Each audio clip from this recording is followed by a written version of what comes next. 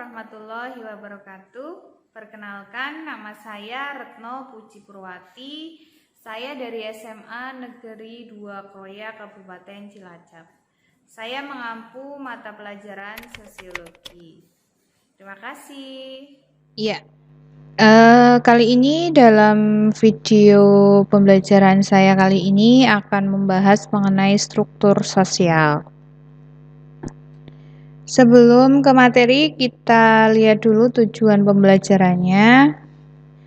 Setelah mempelajari materi ini, diharapkan peserta didik mampu mengidentifikasi perbedaan sosial di dalam masyarakat sebagai wujud dari adanya struktur sosial secara vertikal dan juga horizontal. Kemudian kompetensi inti untuk pengetahuan itu memahami arti penting prinsip kesetaraan untuk menyikapi perbedaan sosial demi terwujudnya kehidupan sosial yang damai dan demokratis. Kemudian untuk keterampilannya, menerapkan prinsip-prinsip kesetaraan untuk mengatasi perbedaan sosial dan mendorong terwujudnya kehidupan sosial yang damai dan demokratis. Nah, untuk struktur sosial, kita mulai dari struktur sosial. Secara sederhana dapat disimpulkan bahwa struktur sosial adalah jalinan atau unsur-unsur sosial yang pokok yang bisa berupa kaidah sosial, bisa berupa lembaga-lembaga sosial, kemudian bisa juga kelompok-kelompok sosial dan lapisan-lapisan sosial yang ada dalam masyarakat.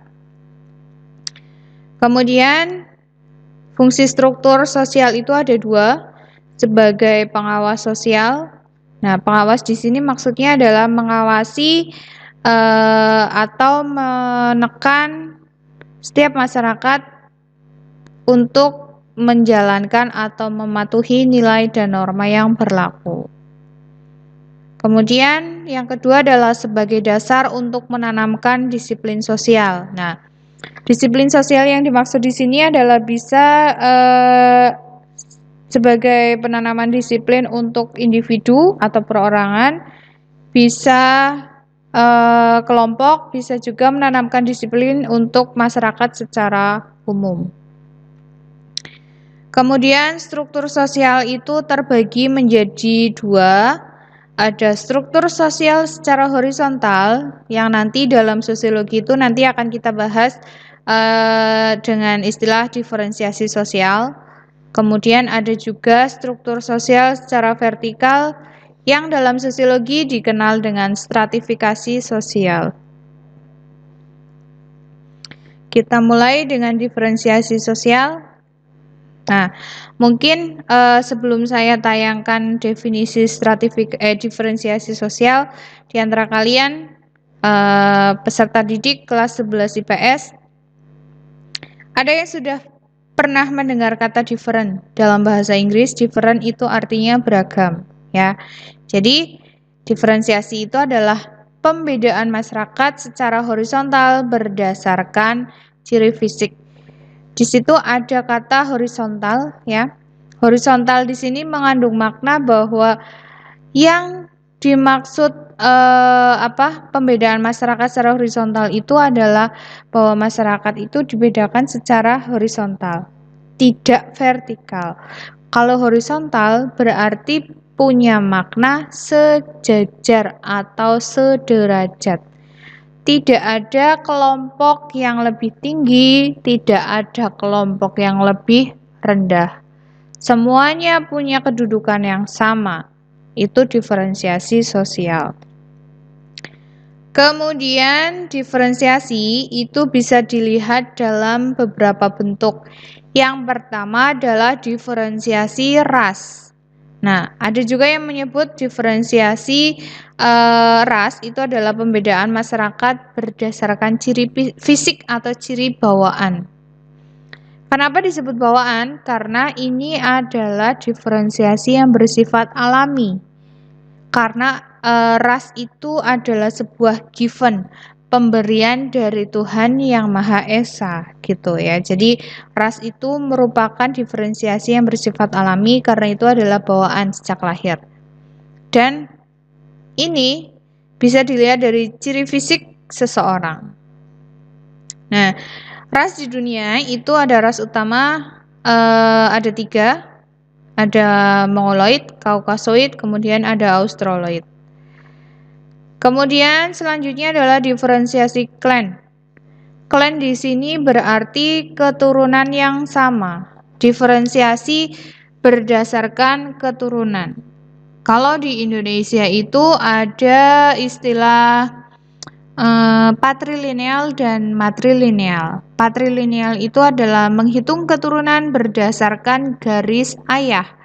Jadi orang-orang yang merupakan saudara kita itu adalah orang-orang yang dihitung berdasarkan garis ayah, saudara ayah.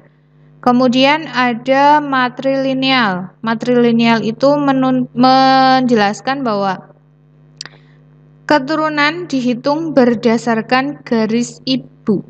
Jadi yang termasuk saudara kita adalah saudara dari ibu. Itu.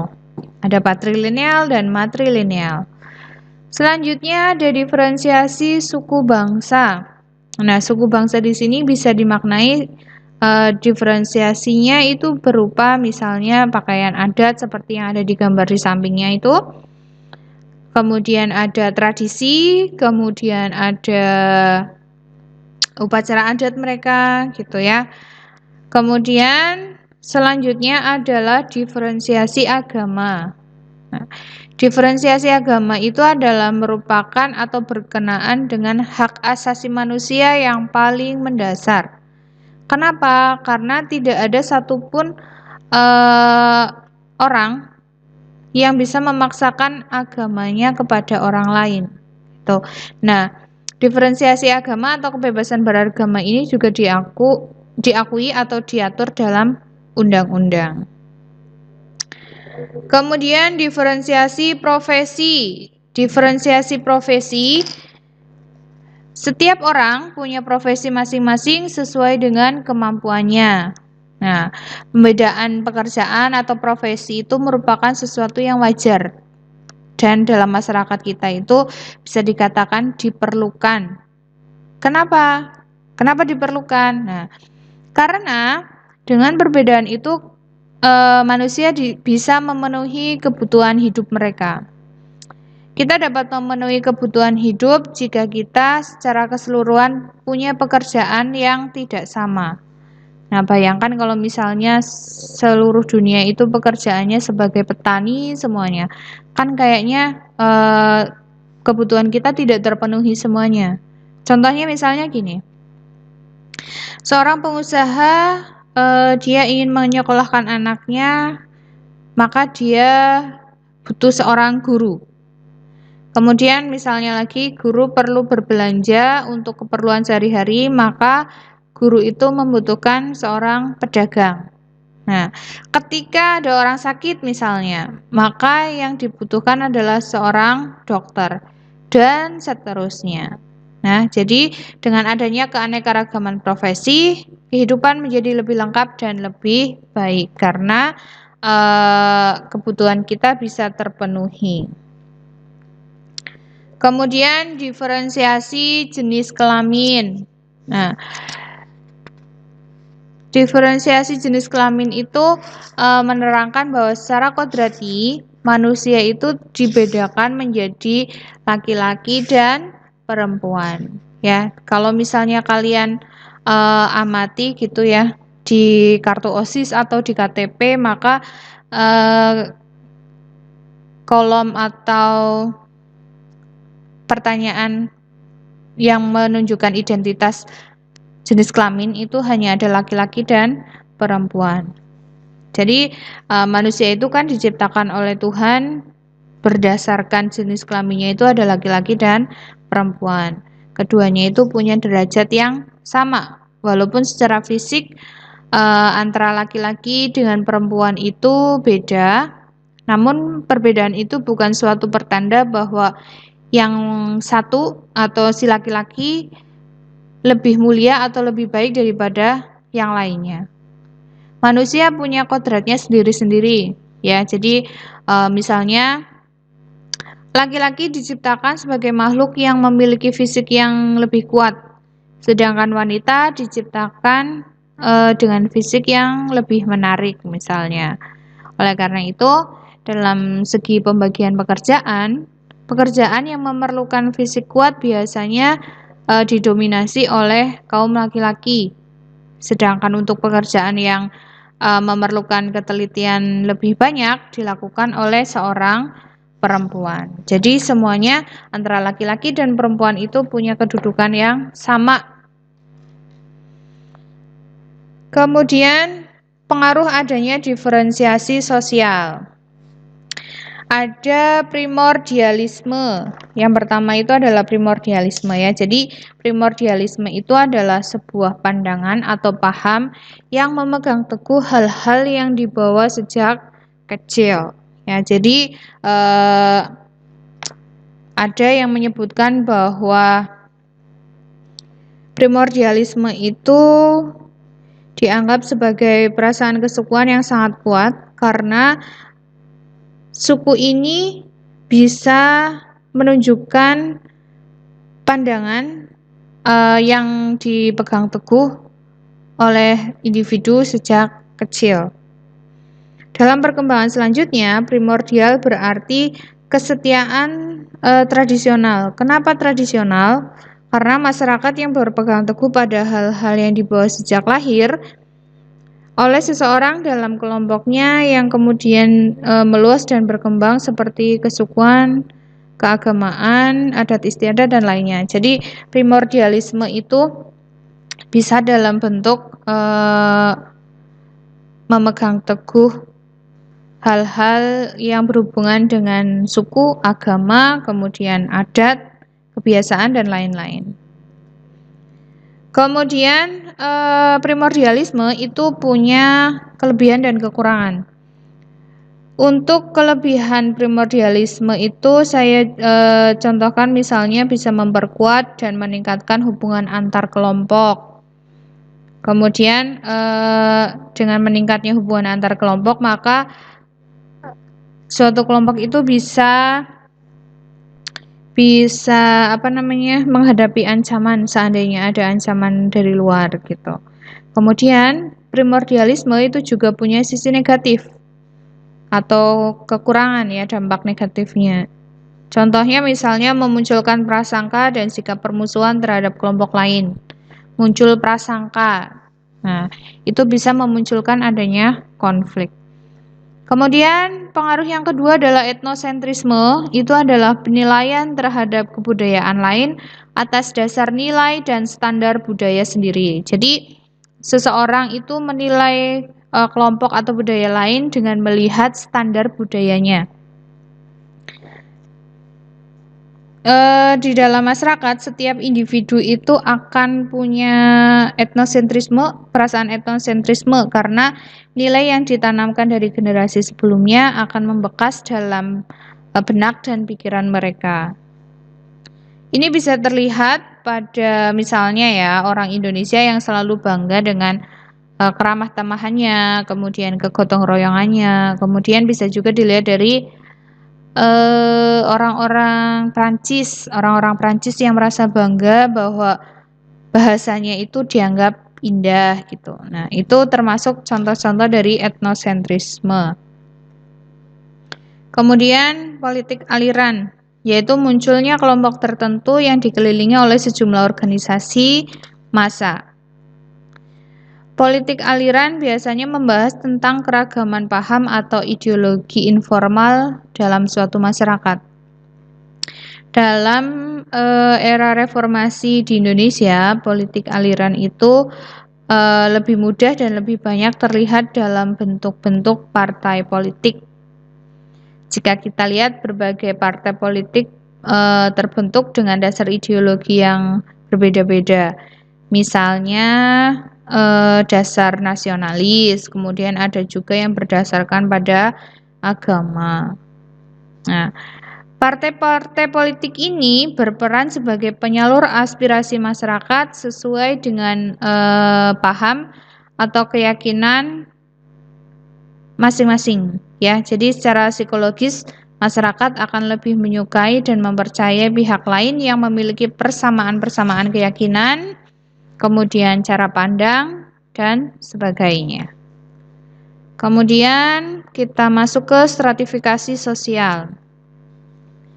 Dalam pembagian masyarakat, stratifikasi sosial adalah pembagian masyarakat ke dalam kelompok-kelompok secara bertingkat atau secara vertikal, ya. Kalau tadi kita bicara diferensiasi itu pembedaannya itu berdasarkan secara vertikal. Nah, kalau stratifikasi itu adalah pembedaan berdasarkan atau secara vertikal. Kemudian ketika dibahas tentang stratifikasi sosial, biasanya kita akan banyak mengkaji tentang posisi yang tidak sederajat antar orang per orang atau kelompok dalam masyarakat. Kenapa tidak sederajat? Karena stratifikasi itu adalah pembagian secara vertikal. Jadi ada kelas yang tinggi, ada kelas yang lebih rendah. Makanya yang lebih banyak dibahas itu adalah ketidaksederajatan. Nah, kemudian ada dasar pembentukan stratifikasi sosial. Yang pertama adalah kekayaan. Artinya bahwa orang yang memiliki kekayaan paling banyak masuk dalam lapisan strata yang teratas. Ya, jadi orang yang paling kaya itu menduduki strata yang paling atas. Kemudian kekuasaan. Artinya seseorang yang memiliki kekuasaan atau memiliki otoritas tertinggi pada jabatannya, secara tidak langsung dia akan menempati posisi yang paling atas. Kekuasaan orang-orang yang punya kedudukan atau jabatan, nah, otomatis dia akan ada di strata atas. Kalau kita melihat di pemerintahan Indonesia misalnya, maka strata teratas diduduki oleh R1 atau seorang presiden. Nah, kalau sekarang ini berarti yang menduduki strata teratas berdasarkan kekuasaan itu adalah Bapak Joko Widodo. Oke, selanjutnya adalah dasar stratifikasi yang ketiga, ada kehormatan. Seseorang yang dihormati akan mendapatkan strata teratas. Hal ini biasanya dijumpai pada masyarakat tradisional. Kenapa? Karena dalam masyarakat tradisional itu masih kentara atau masih bisa dijumpai dengan mudah orang-orang yang menjunjung tinggi kehormatan. Jadi orang-orang yang dihormati, orang-orang yang disegani oleh masyarakat itu secara otomatis dia akan ada di strata atas. Kemudian ilmu pengetahuan. Masyarakat akan sangat menghargai orang yang memiliki ilmu pengetahuan tinggi. Semakin tinggi ilmu pengetahuan yang dimiliki, maka semakin tinggi pula strata sosial yang akan didapatkannya. Ya, jadi kenapa demikian? Karena dalam masyarakat modern ya, terutama orang-orang yang punya pendidikan, orang-orang yang punya keterampilan, orang-orang yang punya pengetahuan, itu dia bisa menempati strata yang tertinggi dengan kemampuannya itu. Jadi orang-orang kalau misalnya orang-orang bawah gitu ya, kalau misalnya kepengen mendapatkan strata teratas, bisa berjuang, bisa berupaya. Selanjutnya adalah bentuk stratifikasi sosial. Yang pertama adalah kasta. Kasta merupakan sistem stratifikasi tertutup di mana orang sama sekali tidak dapat mengubah status sosial mereka. Ya, jadi di sini ada kata stratifikasi tertutup. Ciri utamanya itu adalah tidak memungkinkan adanya perpindahan status. Ya, jadi bagaimanapun kondisinya, orang-orang itu tidak akan bisa melakukan perpindahan status. Itu kalau dalam sistem kasta. Contohnya yang bisa kita lihat itu adalah kasta di Bali, di India. Kasta di India itu masih menerapkan sistem kasta, tapi kalau yang di Bali itu sudah masuk ke kasta campuran, gitu.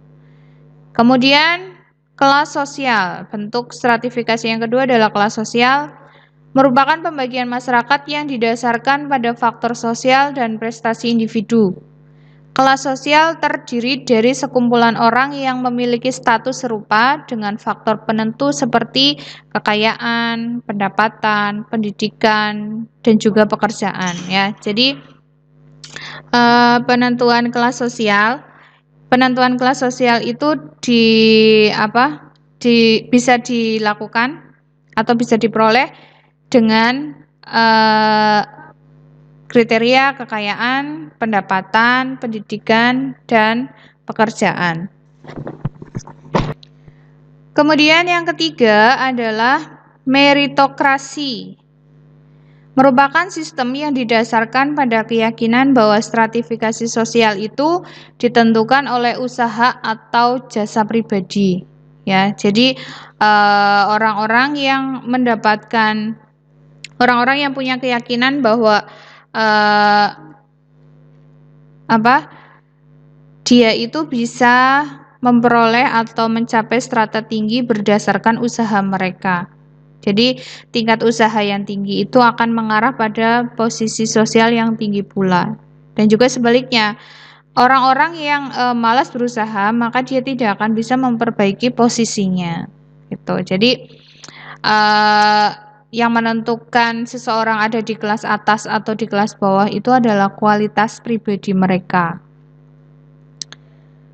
Selanjutnya adalah sifat stratifikasi sosial. Yang pertama adalah stratifikasi tertutup. Nah, tadi sudah saya singgung sedikit mengenai stratifikasi tertutup ya. Merupakan suatu sifat stratifikasi di mana setiap anggotanya tidak dapat berpindah dari kelompok yang satu ke kelompok yang lain. Maksudnya ini dari kelas yang satu dengan ke kelas yang lain ya. Jadi contohnya tadi adalah kasta. Dalam sistem kasta itu tidak memungkinkan seseorang untuk berpindah status. Ya. Kemudian yang kedua adalah stratifikasi terbuka. Dalam stratifikasi sosial yang bersifat terbuka, biasanya anggota masyarakat punya kesempatan yang sama untuk dapat naik ataupun turun dari satu tingkatan ke tingkatan yang lainnya. Nah, kebanyakan kepengen naik ya. Jadi manusia yang normal itu pasti dia punya keinginan untuk terus dan terus memperbaiki statusnya. Nah, ini bisa dilihat dalam stratifikasi terbuka. Jadi orang-orang yang ada di bawah dengan keahlian, keuletan, dan kerja keras serta perjuangan mereka bisa mendapatkan strata atas. Tapi sebaliknya orang-orang yang ada di strata atas karena keengganan atau kelalaian mereka, maka bisa turun ke strata yang bawah. Misalnya orang bangkrut gitu, pengusaha bangkrut itu maka terjadi penurunan strata. Kemudian stratifikasi sosial campuran. Stratifikasi ini adalah kombinasi atau campuran dari stratifikasi terbuka dan tertutup. Contohnya tadi saya katakan bahwa di Bali itu menurut saya mereka menggunakan stratifikasinya campuran. Kenapa? Karena penggunaan dua stratifikasi ini sama-sama digunakan di sana. Misalnya, kalau bicara mengenai kehormatan, maka mereka akan menggunakan stratifikasi tertutup. Jadi di sana tetap masih ada pembedaan masyarakat berdasarkan ksatria, waisya, sudra gitu ya, berdasarkan kehormatan. Tapi kalau misalnya bicara mengenai pendidikan, kemudian ekonomi, maka mereka menggunakan stratifikasi terbuka. Fungsi stratifikasi yang pertama adalah sebagai penempatan individu pada strata tertentu. Nah, dengan stratifikasi kita bisa mengelompok-ngelompokkan, bisa membagikan masyarakat ke dalam strata-strata atau kelas-kelas tertentu. Kemudian yang kedua adalah sebagai alat pendistribusian hak dan kewajiban. Nah, dalam masyarakat itu pasti ada tingkatan-tingkatan ya. Ada tingkatan-tingkatan, otomatis antara kelas atas dengan kelas bawah mereka punya hak dan kewajiban yang berbeda. Orang-orang yang punya kewajiban tinggi otomatis haknya juga tinggi. Nah, gitu. Jadi ini diatur dalam atau menjadi fungsi stratifikasi sosial. Kemudian yang ketiga adalah mengkoordinasikan bagian-bagian pada struktur sosial.